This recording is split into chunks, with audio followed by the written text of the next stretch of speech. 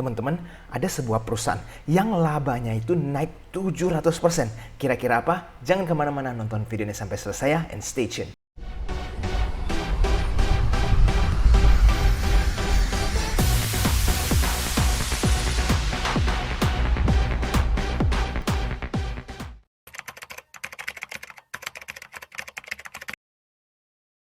Oke teman-teman, jadi di video hari ini kita akan membahas beberapa hal ya, di mana ada sebuah perusahaan yang performance-nya ini sangat amazing, dan kita melihat di tahun 2022 akan ada pembagian dividen massal nih. Kira-kira apa? Yuk langsung saja kita mulai. Nah, pertama-tama saya ingin mengucapkan welcome ya to AJ Invest bagi para penonton yang mungkin baru ketemu channel AJ Invest. Jangan lupa untuk follow Instagram kami di ajinvest.official untuk mendapatkan informasi terbaru seputar saham. Nah, teman-teman jangan lupa juga setiap hari Minggu jam 8 malam teman-teman bisa ikutan Clubhouse bersama AJ Invest untuk mempelajari saham lebih dalam lagi, dan ini cocok buat para pemula yang ingin belajar lebih banyak tentang saham. Nanti saya akan cantumkan di kolom komen di bawah. Oke, kita langsung saja mulai dari IHSG dulu ya teman-teman. Di tanggal 8 IHSG ini menyentuh all time high mereka 7.210.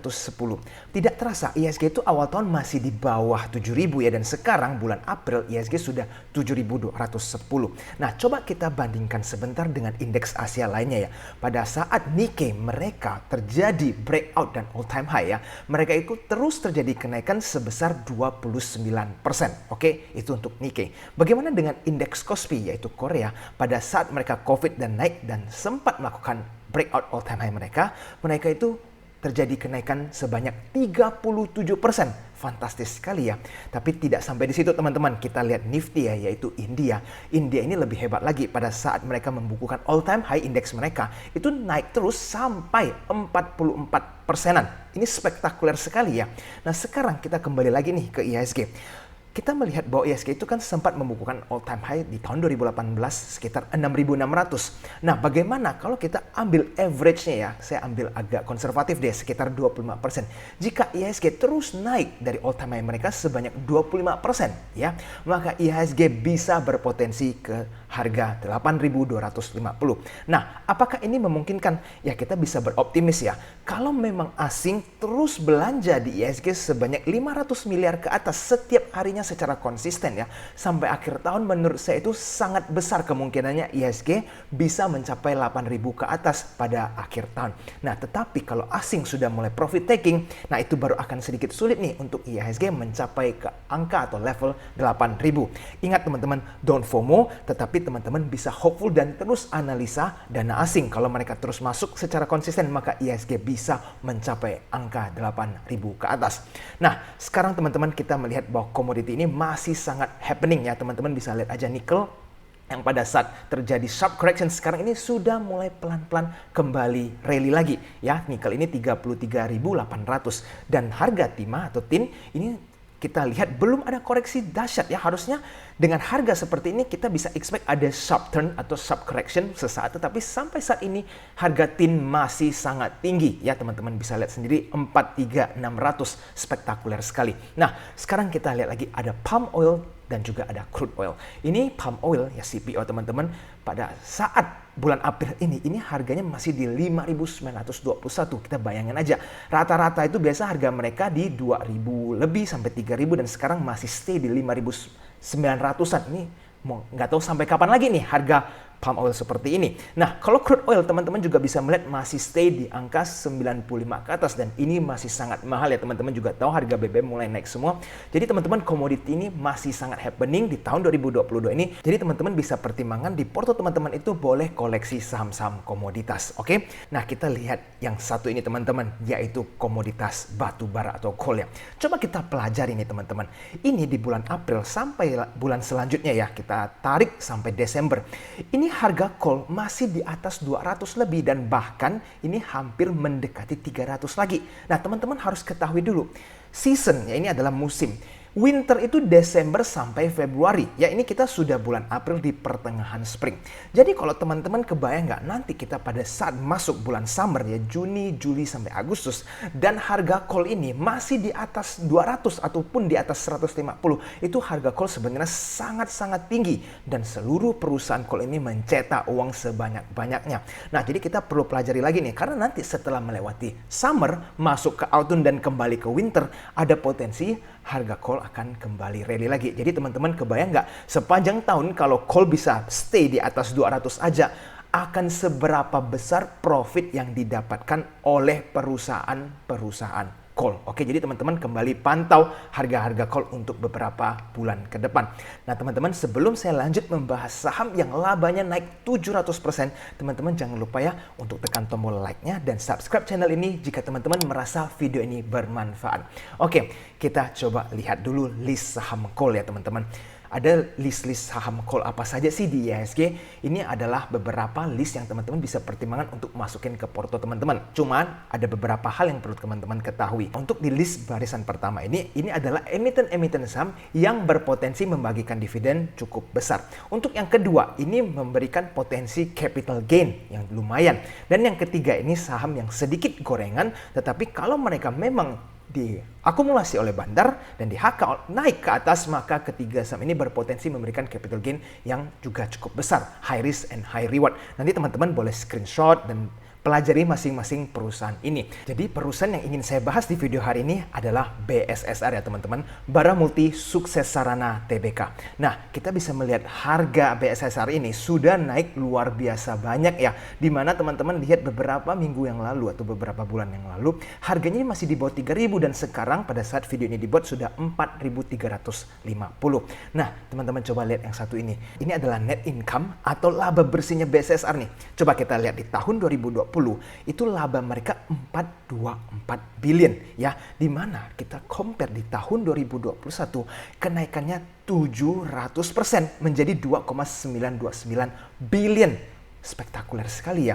Nah nanti kalau di tahun 2022 sepanjang tahun harga batu bara di atas 150, kebayang tidak performance BSSR akan seheboh apa? Nanti pada saat mereka bagi dividen akan sangat spektakuler sekali. Coba kita lihat track record mereka ya. Di setiap tahun mereka ini secara konsisten membagikan dividen ya. Jadi kalau misalkan mereka punya keuntungan besar, dividen mereka akan cukup besar. Nah di tahun 2021 ini pembagian dividen mereka luar biasa ya. Udah 2 kali interim sebesar 348 dan 212. Nah nanti di tahun 2022 kita bisa lihat seberapa besar keuntungan mereka dan dari situ kita bisa sedikit ada gambaran ya akan mendapatkan dividen dari perusahaan ini seberapa besar, dan mungkin itu yang menjelaskan kenapa sahamnya naiknya cepat sekali. Jika teman-teman kepingin beli BSSR, kira-kira di harga apa yang menarik? Kalau menurut saya tunggu di kisar 4.000 atau di bawah ya, karena harga sekarang kalau teman-teman baru mau belanja akan sedikit kemahalan. Nah jika harga BSSR mencapai 4.000 bahkan bisa ke bawah, nah di situ teman-teman mendapatkan peluang untuk bisa masuk ke saham yang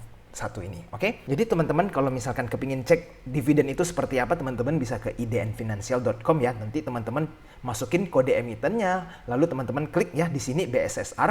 Pada saat muncul search, teman-teman bagian ke kolom dividen, nanti teman-teman bisa lihat nih data-datanya. Nah jika teman-teman melihat track record mereka bagus ya, sepanjang tahun selalu konsisten membagikan dividen, maka ada potensi nanti di tahun 2022 akan mendapatkan dividen lagi nih teman-teman. Nah selain BSSR, sebenarnya masih banyak saham coal lainnya yang berpotensi membagikan dividen cukup besar ya. Contoh seperti UNTR, seperti PTBA, Adro, ITMG, dan seterusnya. Jadi teman-teman nanti lihat nih kira-kira keuntungan yang mereka dapatkan berapa dan potensial dividen yang bisa teman-teman raih di tahun 2022 ini. Jadi jangan sampai ketinggalan momen seperti ini ya teman-teman. Cukup untuk coal ya, tapi di video ini saya juga ingin mengingatkan don't forget on CPO ya teman-teman. Di saat banyak retail mulai fokus ke sektor coal dan nickel, which is good, teman-teman juga boleh kalau mau tambah diversifikasi ini ke sektor CPO ini. Kenapa? Saya lihat retailnya sudah mulai sepi di sektor CPO ini karena memang coal ini dan nikel masih sangat berjaya ya. Tetapi saya perhatikan ada beberapa big money ini masih stay inside CPO dan ada terjadi akumulasi secara kecil-kecilan ya, tetapi konsisten. Dan teman-teman nanti bisa saya tunjukkan ya dari sisi broker summary. Ternyata beberapa saham CPO ini masih terjadi akumulasi. Ini adalah Broksam, DSNG, dan Ali. Teman-teman bisa lihat tarik dari bulan Maret tanggal 1 ya sampai 9 April. Nah, di mana kita melihat bahwa DSNG ini ada terjadi ya small accumulation ya oleh BK dan AK, which is good. Kita suka dengan broker BK dan AK ini karena mereka mainnya lebih tenang. Dan untuk Ali, kita bisa pelajari Ali ini akumulasi justru cukup besar ya, ZP, BK, dan AK.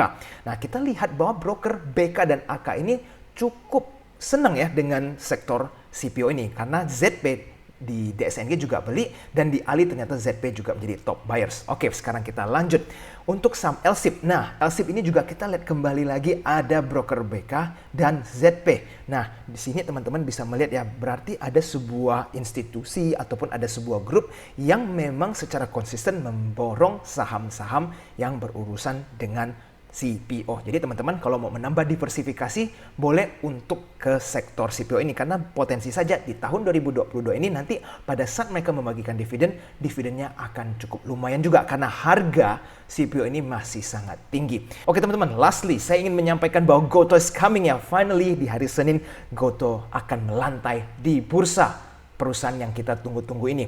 Nah, ini akan menjadi saat-saat yang banyak ditunggu-tunggu oleh retail investor, trader, maupun institution. Kenapa? Karena antisipasi oleh beberapa trader dan investor ini sangat tinggi nih. Berbagai mixed feeling sudah bercampur aduk ya. Ada yang yakin akan ARA, ada yang yakin akan ARB, ada yang mikir nih bakal jadi drama lagi nih selanjutnya kedua di IHSG. Dan ada juga yang sudah all in di Gotoh. Mereka dananya gede banget untuk masuk ke dalam IPO Gotoh ini. Dan masih banyak lainnya. Jadi campur aduk ya situasi di Gotoh ini.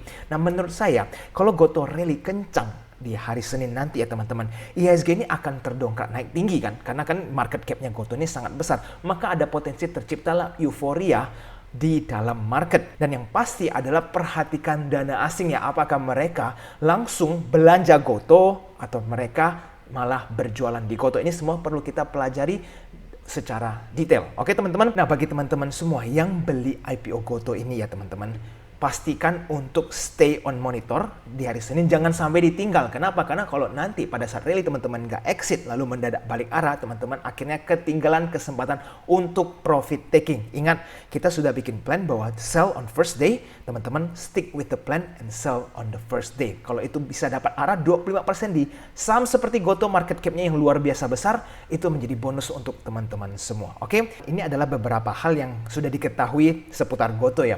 Proses offering Gotoh, kita retail dijatakan range antara 30% dan 20% dan juga 16%. Dengan begitu penjataan kali ini lebih kecil dibanding saat penjataan Bukalapak, di mana saat itu hampir semua orang yang ikut offering ya mendapatkan alokasi 30%. Nah, jadi teman-teman kita bisa melihat ada sedikit perbedaan ya, retail mendapatkan barang lebih sedikit di Gotoh. Sekarang pertanyaan adalah apakah strategi buat retail-retail yang sudah beli saham pada saat IPO nih kemarin pas book building ataupun offering, apa yang harus kita lakukan di hari pertama? Ingat, saya pribadi akan jual di hari pertama. Kalau bisa arah, syukur karena sampai sebuah saham kayak Gotoh bisa arah itu fantastis sekali. Nah, sekarang saya melihat ada beberapa retail yang justru karena dapatnya tidak banyak, mereka jadi optimis bisa arah di hari kedua. Kalau pandangan saya ini sudah mulai terjadi FOMO ya, artinya yang pertama sudah yakin bikin plan mau jual di hari pertama, terbawa suasana jadi kepingin hold dan berharap akan arah di hari kedua.